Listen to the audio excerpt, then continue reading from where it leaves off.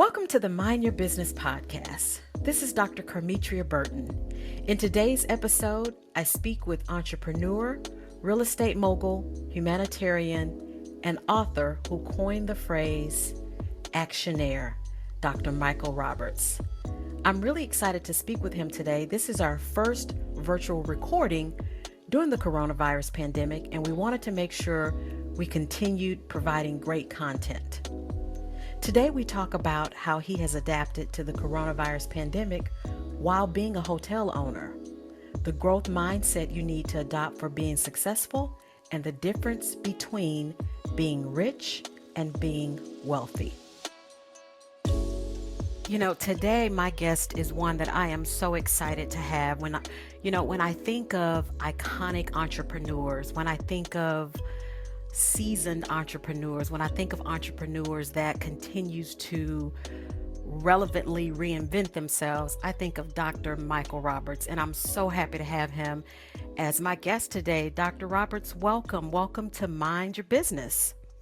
It's indeed a pleasure to be with you, and what a tremendous service you're providing for your audience to be able to bring important subject matters as it relates, especially to the business world, to those who are struggling to become entrepreneurs or capitalists for that matter. So I congratulate you for this show, and thank you for having me. Oh, thank you. My pleasure. My pleasure. So we're going to get started. We have so much to learn from you today, and I always like to just give my listeners the background on my guest. So you hail from St. Louis, right? Tell us what life was like for you growing up in St. Louis, the lessons you've learned, and those that are still with you today. Well, I am the eldest of four. My father, Victor Roberts, who today is 98 years old and still driving, spent about 39 years at the post office. He was also a World War II veteran, uh, and he was the charter member of Kappa Alpha Psi fraternity in St. Louis, the fraternity that I belong to, and my son. Well, I think all the men in my family are Kappas, by the way. the Watching my folks work through the process of providing the best quality of life that they can afford put us in a very interesting position because, you know, we assumed everything was fine, but the reality was, it was always a struggle to make sure ends were being met. And as a result, I witnessed as a child, and I also helped in this process. My folks would spend some time on the side, a side business, having a catering company. And when I was probably 9 or 8, I was making meatballs for the for the food because my hands were just small enough to make the perfect size meatball. But we, I was watching this without realizing this was the movements of entrepreneurship, and although it was an intent to make ends meet, it was also a business. When did I first really capture sort of the reality of entrepreneurship was as I got a little older, my dad bought a gas lawnmower, and my job, my chore was to cut the grass. And as I would cut the grass, I would be paid approximately $5. Now, my neighbors thought I did a pretty good job. So they hired me to cut their grass, and they gave, interestingly enough, $10 for those services. I guess my conclusion was working for my dad was a job, working for my neighbors was a business. One paid $10, one paid $5. So I think that launched my entrepreneurial spirit, which continued on as I built over 100 companies, taking 3 companies public and a variety of businesses we'll get into a little later. But I'm a public school graduate. Uh, I went to college and law school, studied internationally at the World Court at The Hague and at the International Institute of Human Rights. Sort of traveled the world in a sense. And for, a guy coming out of the inner city of St. Louis, I think that I was able to recognize the importance of a global exposure. And by creating that mindset, I believe that it allowed me to realize that there was varieties of businesses and qualities of life, if you will, that required, I think, success as a entrepreneur to make it realistic and to be able to finance it. So, long story short, St. Louis being a Midwest city, relatively modest, moderate, and somewhat conservative, I guess, uh, allowed me to create the types of work ethic values that one needs out here in the business world. Hmm. That is so critical. So you saw it, as young as 8 years old, catering business, then you went to cutting grass. So would you say entrepreneurs are born or created? Well, I think that the human being, all human beings, are born with let's call it a spirit of purpose and vision. Hmm.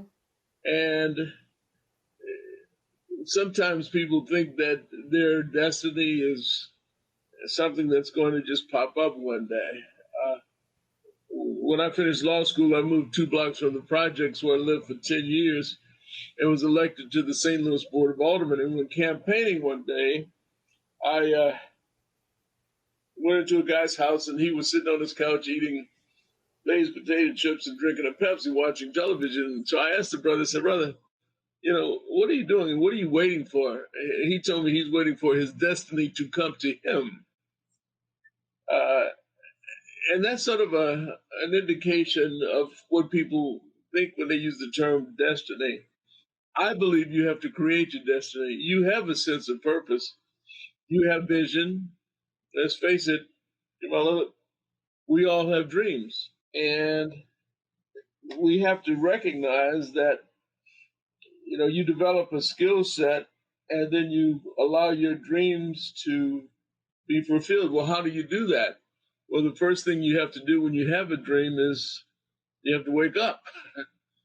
Then you have to sit up and stand up.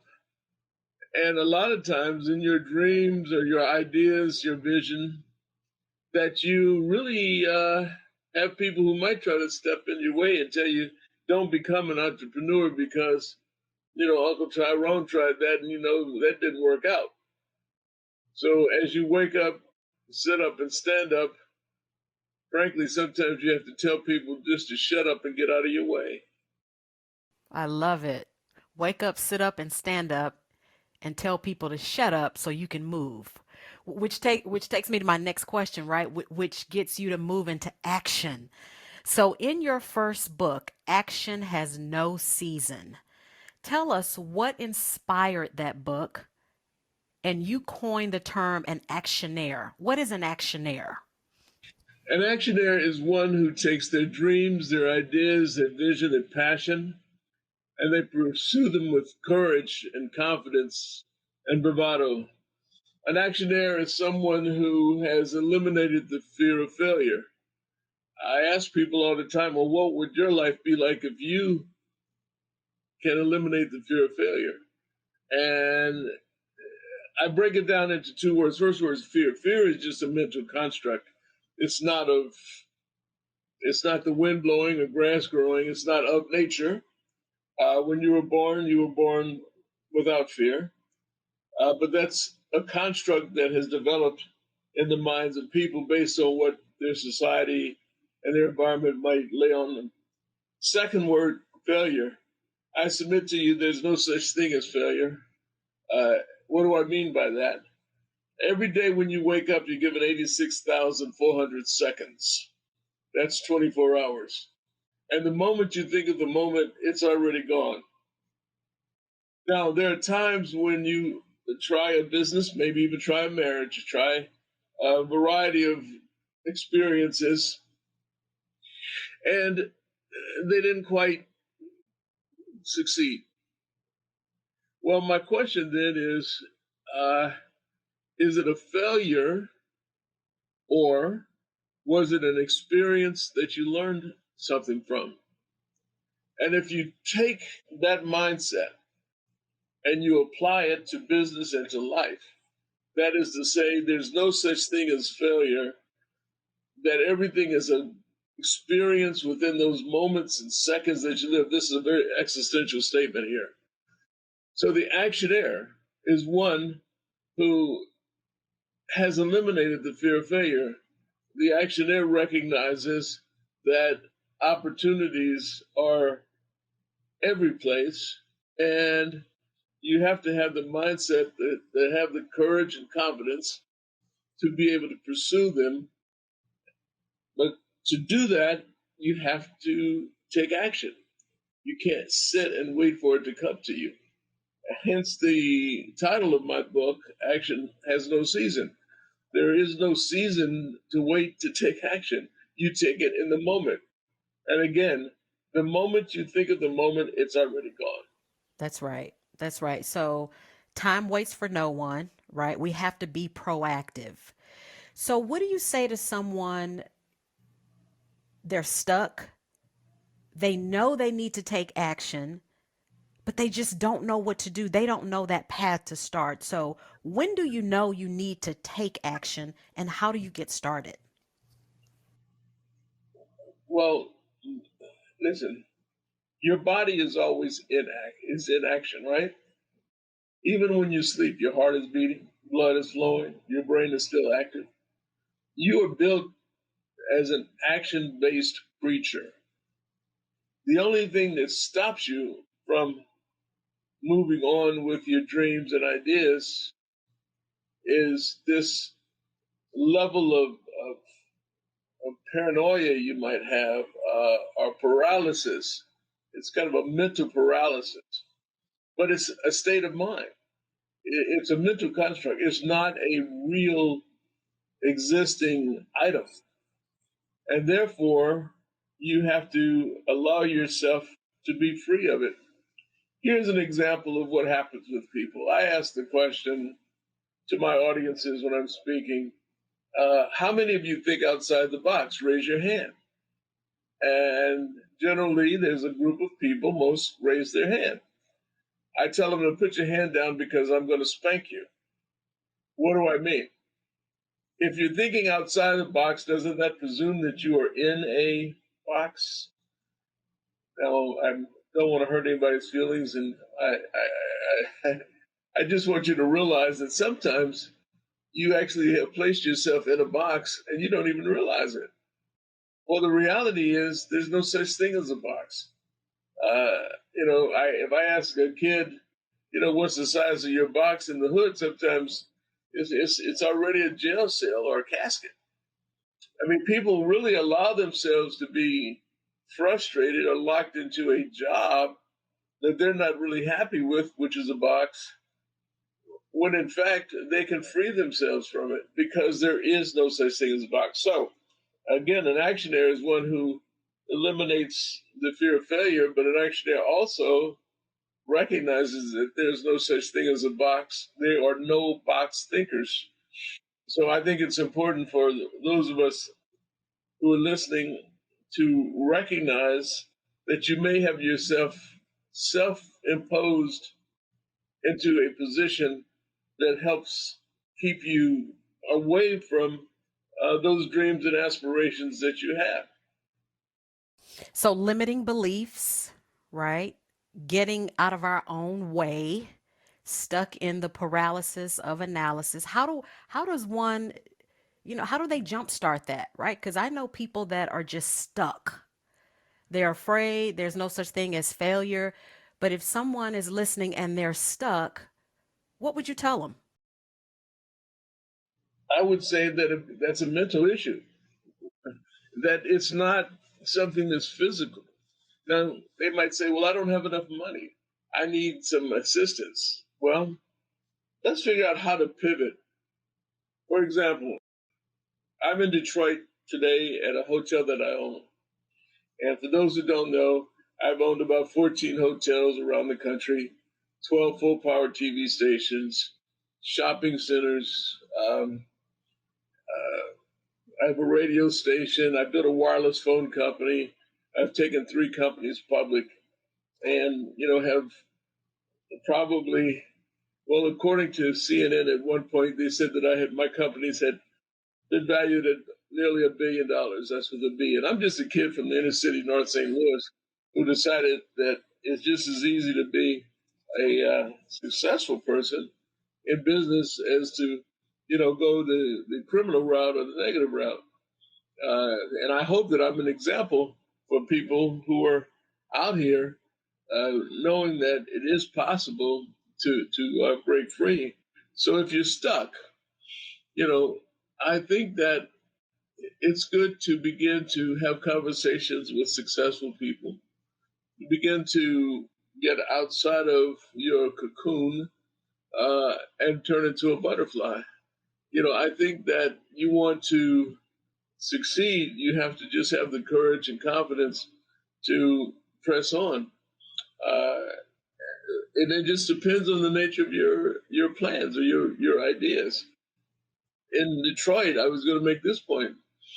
The pandemic made it impossible for the hotel business really to survive. So I began to look at pivoting. What alternatives, what other challenges can I put before myself to meet?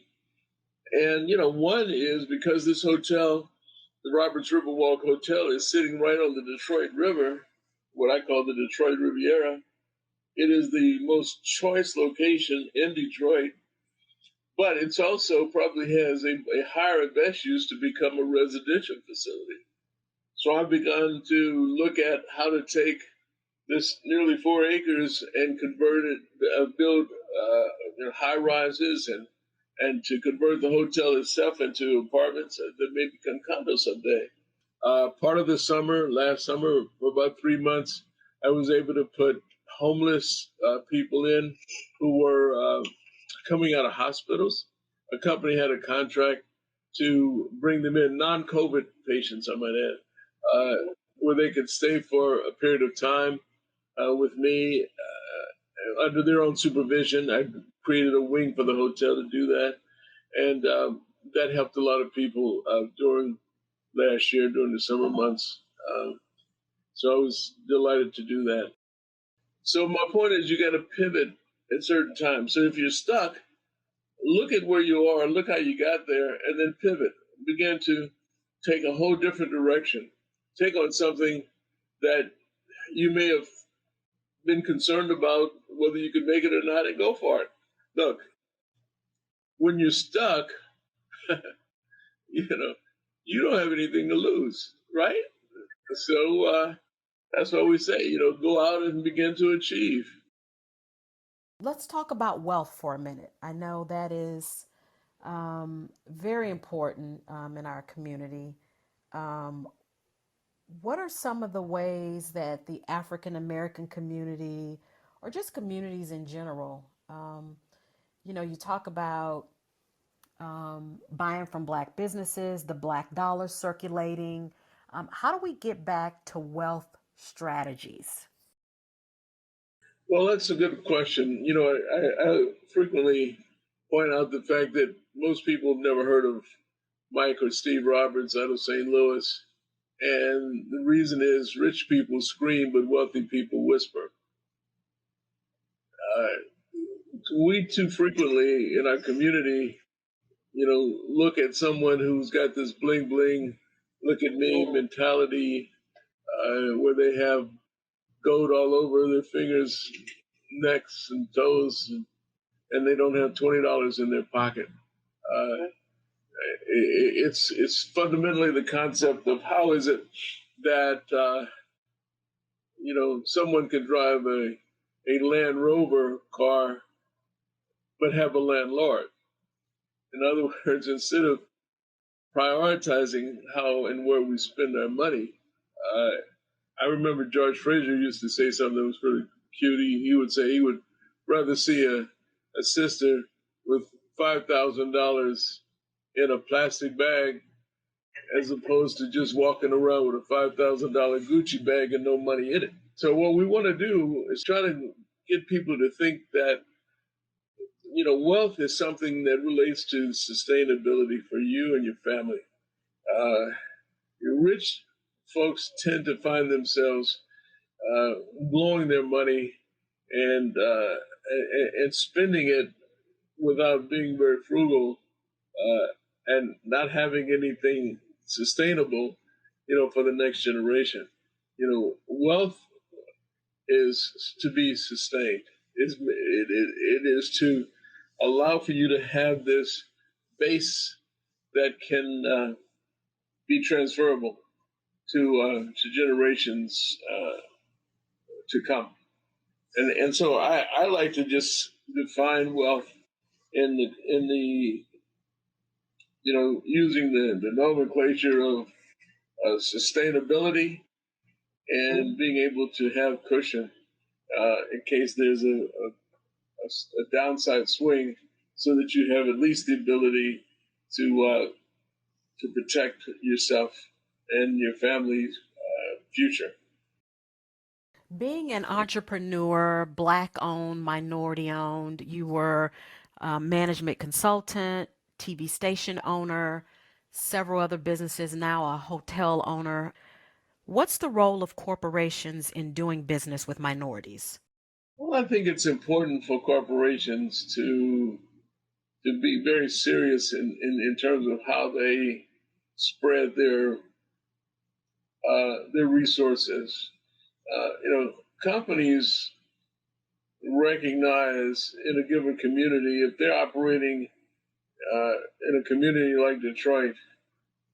And listen, I own hotels in the past in Dallas and Houston and Shreveport, Atlanta, Tampa. I still have a hotel in Fort Myers. And when I look at those locations, um, I think it's important for us to set examples of hiring people who are out of the minority community. So corporations, I think, should follow that lead, and they should bring people. If 20% of their business comes out of the minority community, I think that 20 to 40% of their workforce should be representative of the same community. And I think the government has an obligation to continue to increase its minority participation in contracts. We're taxpayers, and it looks like almost half of the country will be minority, if it's not already a combined group of minorities. So it would seem to me that a proportionate amount of business and jobs and opportunities should be given to those same people from the same subculture group.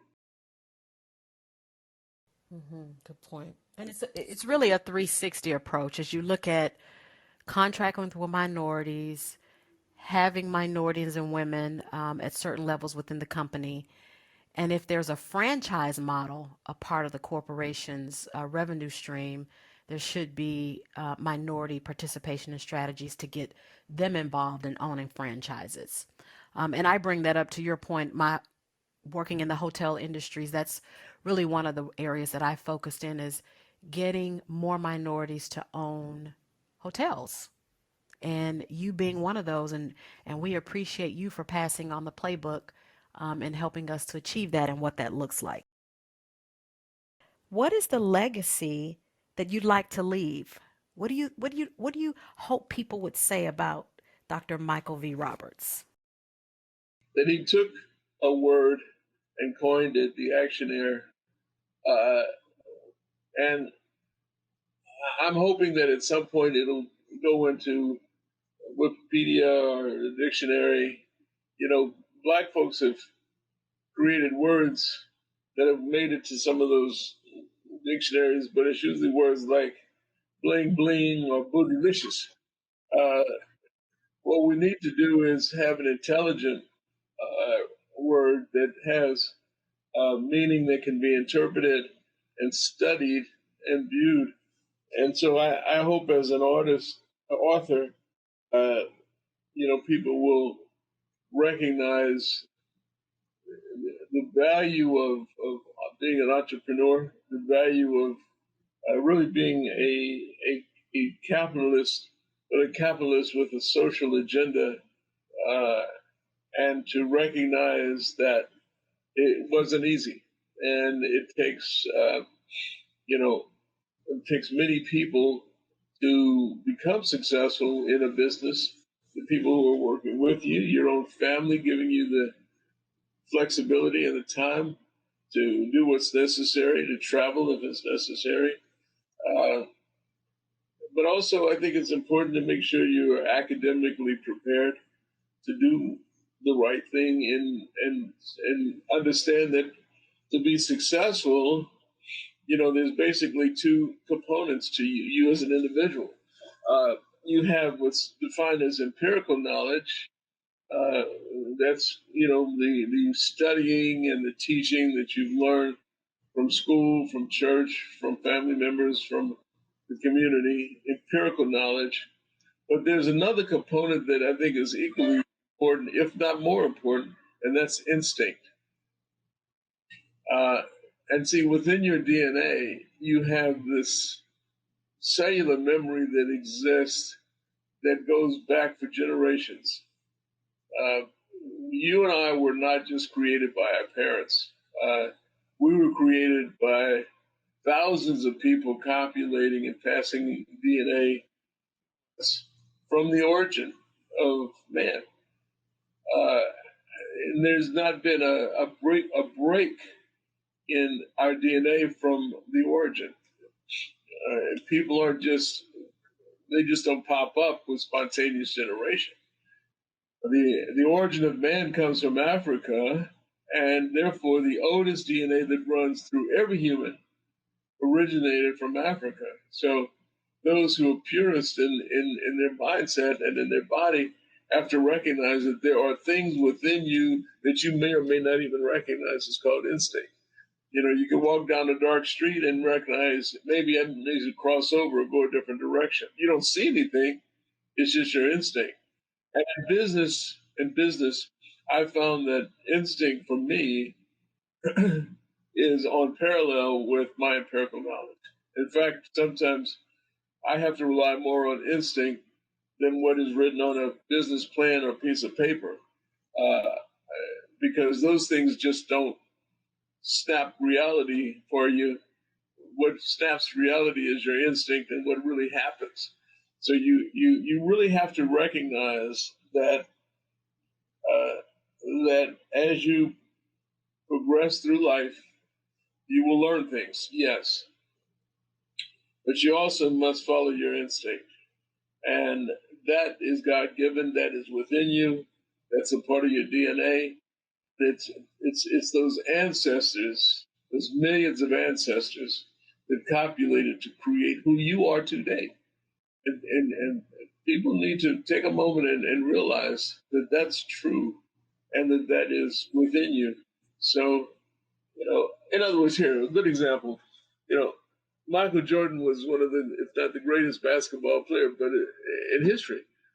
But what was it when his parents were only less than 6 foot tall, 5 foot something? You see, and he became and didn't play basketball. But look at him. What is it when this 4-year-old little girl gets on the piano and play Mahler or Beethoven? What is that? You see, it's this level of internal knowledge that you have from your DNA that needs to surface, and more of us need to be in touch with that and let it flow. Empirical knowledge and instinct. Is instinct the same as gut? It's exactly the same. And I say gut stands for God uttering time out, where he's just saying, wait, step back, think about this, draw from your experiences before you take action. There's your word, action. I like that. Thank you. What's next for you, Dr. Roberts?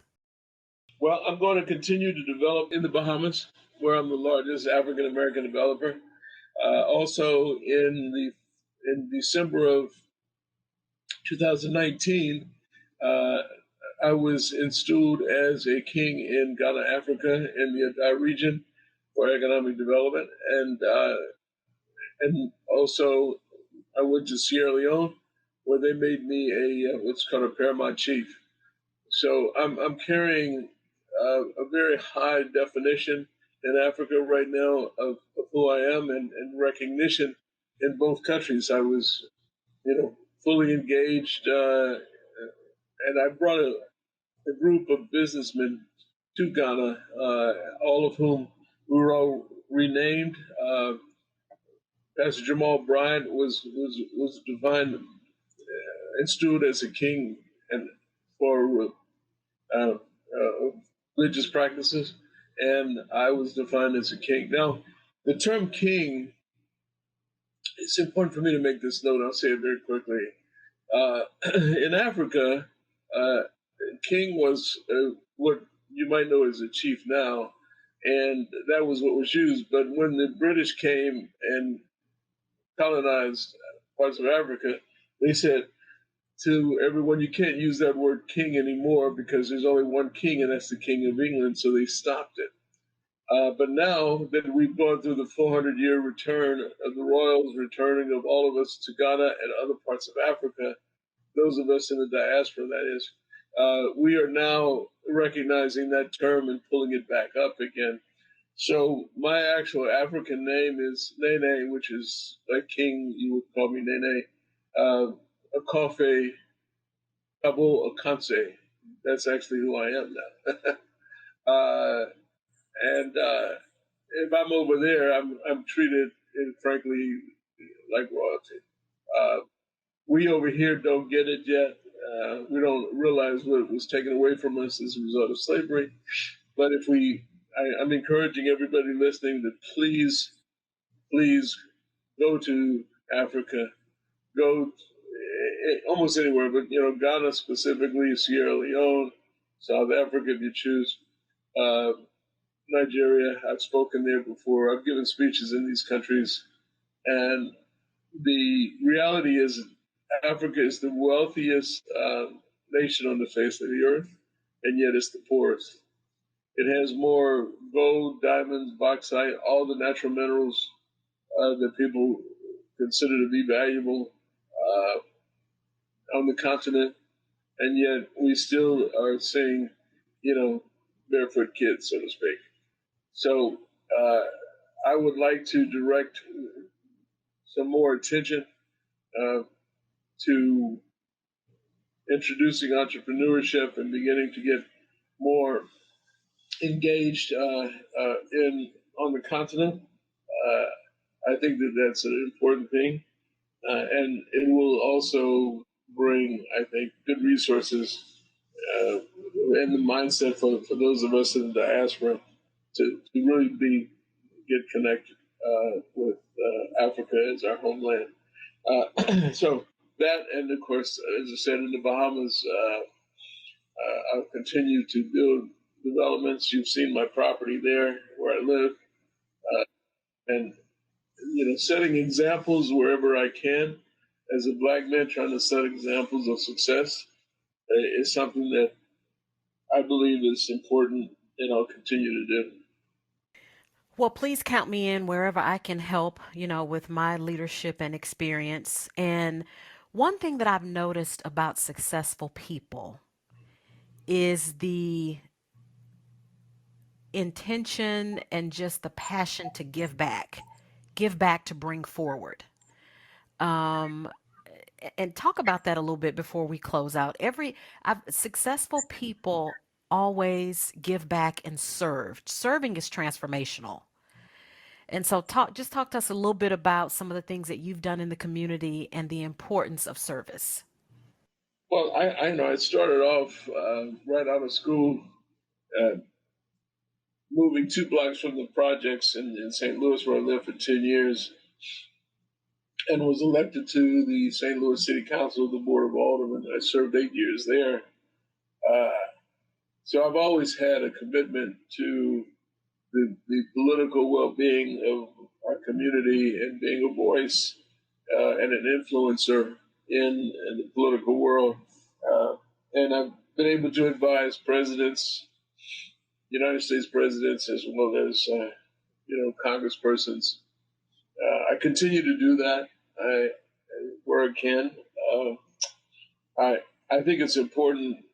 I know when Barack Obama placed me on the National Advisory Council for Innovation and Entrepreneurship, that serving in that consulting capacity was something that was beneficial, I believe, in light of the fact that there was only two blacks on the whole group of 28, of which there were we sat with the Secretary of Commerce, the founder of AOL sat next to me. There were a blend of just a few entrepreneurial serial entrepreneurs like myself, uh, but also there was venture capitalists, angel capitalists, and I noticed several presidents of colleges. And I looked at that. I wrote about that in my book. I said, it's interesting how we had one black. There were two blacks in the whole group. The other one was a good guy. He was dean of the business school at Howard. But I was the only black entrepreneur, and there were no presidents of any black colleges. And as I've sat and realized that a lot of research, the research labs that are taking place, is creating new ideas, innovative thinking. It's coming out of the white schools with funding from the federal government. And so my thoughts were, well, why don't we have more of that within our HBCUs? So I started visiting with some of the Congress, black congressmen, and the Black Caucus here and there, and I would say, listen, let's beef up some research money that can go into the HBCUs. A good example of what happens with research in colleges, if you look at Florida, University of Florida, the Gators, they had a research lab that ended up paying off because their research lab actually invented Gatorade. And so the Florida Gators created the Gatorade. So we can only imagine maybe the resources that would have come to the school as a result of that. So laboratories and research need to be enhanced at our HBCUs, especially in technology, STEM, science, technology, engineering, math. This needs to be a very important growth factor for our HBCUs.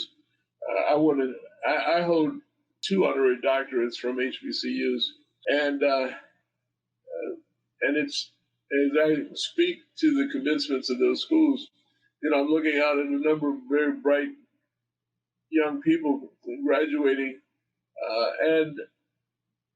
and they're still at a loss, I think, for what's next in their life. So more of us need to spend time advising and counseling and setting examples for our HBC.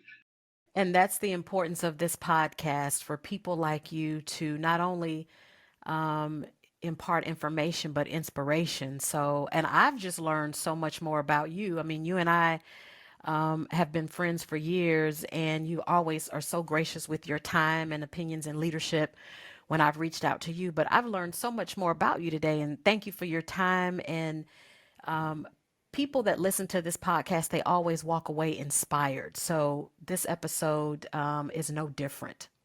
So as we close, I always like to just kind of do a few little rapid fire questions to get my listeners to just really know who our expert speakers are on a personal level.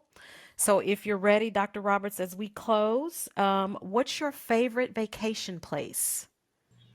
Well, at this point, it's the Bahamas. I mean, it's almost it goes without saying because it's where I go frequently and it's relaxing and it's my favorite vacation place right now. What's your favorite book or movie? I think most recently I was reading a book called The Wealth Choice, and I was I was glad to read it because they quoted me in it. um, but that was a really good one. But I'm like so many people. I'm always a fan of The Godfather and all of those that trilogy. It's kind of fun to watch from time to time. But I saw Coming to America 2 recently, and there are some funny points in there that's got me laughing.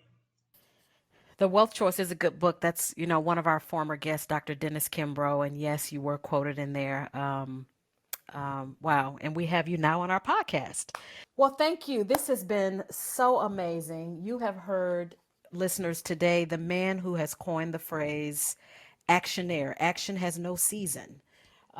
He has two books, and his second book is Action Has No Season 2.0. Please purchase those and read those and add those to your library.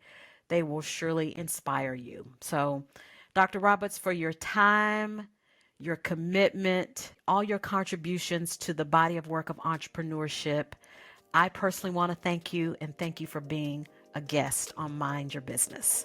You're quite welcome, and thank you for having me. My pleasure. A special thanks to Dr. Roberts for his time and to you for listening. I really hope you learned and took something away from today's episode. If you have any questions, feel free to reach out to me on my socials, which are linked in the episode description. And again, if you like what you heard, subscribe, leave a rating, and share it with your network. Thank you for listening, and mind your business.